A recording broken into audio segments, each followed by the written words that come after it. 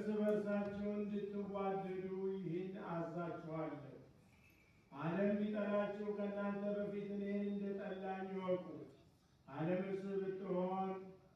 ከዓለምስ ብትሆኑ ዓለም የራሱ የሆነውን ይወድ ነበር። ነገር ግን እኔ ከዓለም መረጥኋችሁ እንጂ ከዓለም ስላይደላችሁ ስለ ዓለም ይጠሏችኋል። ባሪያ ከጌታ አይበልጥም ብዬ ነገርኳችሁ ቃል አስቡ። እኔን አሳደውኝ እንደሆኑ እናንተ ደግሞ ያሳድዷችኋል። ቃሌን ጠብቀው እንደሆኑ ቃላችሁን ደግሞ ይጠብቃሉ። ዳሩ ግን የላከኝን አያውቁምና ይህን ሁሉ ስለ ስሜ ያደርጉባችኋል። እኔ መጥቼ ባልነገርኳችሁስ ኃጢአት ባልሆነባችሁም ነበር። አሁን ግን ለኃጢአታችሁ ምክንያት የላቸው። እኔን የሚጠላ አባቴን ደግሞ ይጠላል። ሌላ ሰው ያላደረገውን ሥራ በመካከላቸው ባላደረጉ ኃጢአት ባልሆነባቸውም ነበር።